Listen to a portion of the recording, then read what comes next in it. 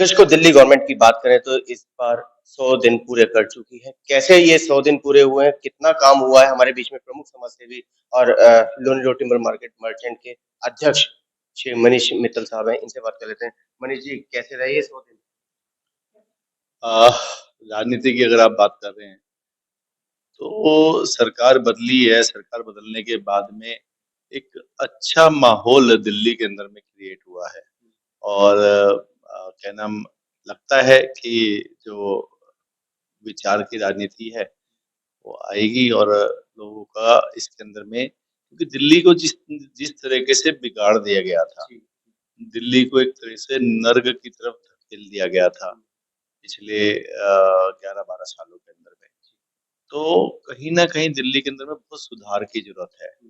और मैं ये मानता हूँ कि 100 दिन के अंदर में आप चीज़ों को दिखा सकते हैं, उतना सुधार नहीं कर पाए होंगे। परंतु जिस स्पीड से और जिस तरीके से आज दिल्ली सरकार लगी हुई है, तो निश्चित तौर पे कि आगे आने वाला जो समय है, वो दिल्ली को चमकाने वाला है। और लगता भी है कि दिल्ली चमकेगी, परंतु उसके लिए धैर्य रखना पड़ेगा।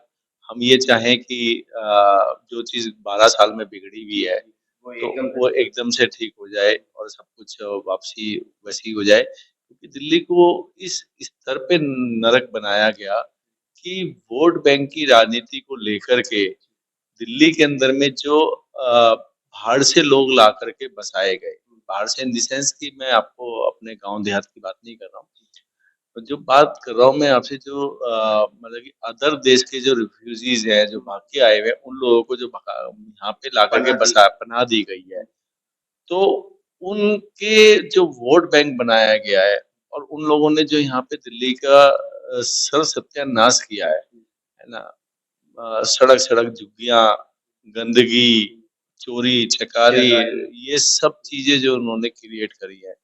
तो पहले जो है, जो 100 दिन की सरकार में जो माननीय मुख्यमंत्री जी ने जो काम कर रही हैं, तो मैं मानता हूँ कि उन्होंने अच्छा काम कर रहे हैं कि सबसे पहले उनको दिल्ली से रिमूव करने का जो काम हो रहा है, क्योंकि सड़कें बन जाएँगी, है ना?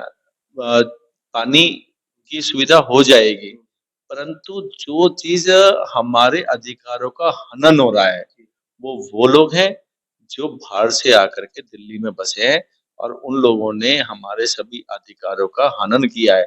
फ्री बीज के चक्कर में जो उनको फ्री की रोटी, फ्री का बिजली, फ्री का पानी, फ्री का घूमना-फिरना, जो हमारे टैक्स पेयर्स का पैसा था, जो दिल्ली के अंदर में एक विकास की तरफ लगना था, वो फ्री में लुटा दिया गया। तो दर्द होता है कि आज हम लोग इतना टैक्स पे करते हैं। आज अभी भी तो देख रहे हैं ना, आप डेली न्यूज़ों में सुन रहे हैं कि इतना रेवेन्यू मिला, इतना रेवेन्यू मिला। तो वो रेवेन्यू तो नित्य प्रति पिछले 12 साल में भी आ रहा था, तो जा कहाँ रहा था? मनीष जी, अभी रेखा जी का एक इंटरव्यू हुआ, उसमें साफ-साफ कहा गया कि आम आदमी पार्टी दिल्ली का खजाना खाली कर। हाँ, तो बता तो रहा हूँ कि दिल्ली के अंदर में प्रक्रिया क्या है, आप समझना चाहिए। आप आम आदमी को एक प्रक्रिया मैंने पहले भी आपके माध्यम से बताया था, एमसीडी। एमसीडी को रिवेन्यू क्या होता है? एमसीडी का रिवेन्यू कहाँ जाता है? दिल्ली को रिवेन्यू कौन देता है? और वो कैसे-कैसे इम्प्लीमेंट होता है? एमसीडी का जो टोटल रिवेन्यू कलेक्ट होता है, उसका मात्र जो है हाउस टैक्स का मात्र 25% आई थिंक सो 25 होगा या 30 होगा, वो केवल अपनी सैलरी में यूज़ कर सकते हैं। बाकी एंटायर मनी जो है, वो सारा सेंट्रल गवर्नमेंट को देना आता है। सेंट्रल गवर्नमेंट दिल्ली को एक रेवेन्यू देती है, स्टेट चलाने के लिए। और दिल्ली जो है एमसीडी, दिल्ली गवर्नमेंट एमसीडी को देती है, ठीक है ना? इस तरीके से पूरा सर्कल है। तो क्या है कि स्टेट गवर्नमेंट को जो पैसा मिलना होता है, वो हमेशा से पूर्ण रूप से मिलता आया है। फिर अपना स्टेट का रेवेन्यू खुद का जनरेट होता है, वो भी मिल रहा है, ठीक है ना? तो वो इतना रेवेन्यू अगर आपके पास आ रहा है, तो जा कहाँ रहा है? आपने सड़कें नहीं बनाई, ठीक है ना? पानी की पाइपलाइनें चेंज नहीं करी, ठीक है ना? फ्लाईओवरों की मरम्मत नहीं करी। हमारा अब बहुत छोटा-सा एग्ज़ाम्पल है, आपके नज़दीक का है, नत्थू कॉलोनी फ्लाईओवर, तो पिछले कई वर्षों से बंद पड़ा हुआ है, जिसका किसी को ध्यान ही नहीं है इस ओर कि एक फ्लाईओवर बंद पड़ा हुआ है। मैं अभी पंजाब का एक किस्सा देख के आया हूँ, पंजाब का। बड़ा हास्यपद किस्सा है। डिपार्टमेंट के अंदर में पैसे बचे हुए थे। डिपार्टमेंट के अंदर में पैसे बचे हुए थे। अब कौन आदमी उस चीज को देखेगा? मैं क्योंकि अब एक आदमी आदमी तो जाके कुछ कर नहीं सकता है।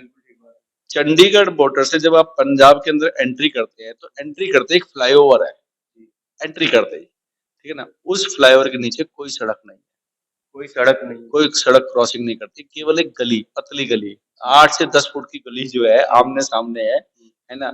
उस गली के लिए क्या फ्लाईओवर बनाया? नहीं। पंजाब गवर्नमेंट के अंदर में क्योंकि उस डिपार्टमेंट में पैसा बचा हुआ था, तो पैसा बचा हुआ था तो कमीशन खाना था, तो कमीशन खाने के लिए क्या करें? एक अनवांटेड फ्लाईओवर क्रिएट कर दिया। एक गली को सिर्फ सड़क ही नहीं है, सड़क ही नहीं, सड़क ही नहीं है, मतलब कोई हाईवे नहीं है, कोई बड़ी सड़क नहीं है। मैं कहता हूँ 60 फुट की सड़क भी हो, उसके ऊपर फ्लाईओवर बनाया हो या कोई इस तरह की चीज नहीं। आप लाइव एग्जांपल है, मैं आपको क्लियर बता सकता हूँ कि चंडीगढ़ से जब आप पंजाब में एंट्री करेंगे, जहाँ पे लिखा हुआ वेलकम टू चंडीगढ़, है ना? तो वहां पे जैसे ही आप पंजाब की तरफ एंट्री करते, एंट्री करते ही फ्लाईओवर है, ठीक है ना? जीरकपुर, उसके आगे जीरकपुर वाला फ्लाईओवर है। तो जीरकपुर वाला फ्लाईओवर तो समझ में आता है कि वो टूवर्ड्स चंडी शिमला की तरफ रास्ता जा रहा है, तो उसके लिए उन्होंने फ्लाईओवर बनाया, वहां पे जाम लगता था। जहाँ कमीशन खाने के लिए ये सब फ्लाईओवर बना दिया गया। तो इस तरीके की जब मानसिकता पंजाब में दिखाई गई है, तो निश्चित तौर पर दिल्ली में क्या हुआ होगा, किस तरीके का पैसे का हनन हुआ होगा, किस तरह की क्या क्या चीजें हुई होंगी, तभी वो शीश महल खड़े हुए, तभी वो शीश महल खड़े हुए। तो अब जो है जो मैं मानता हूँ कि जो सरकार इस टाइम है, तो कहीं न कहीं विचार की सरकार है।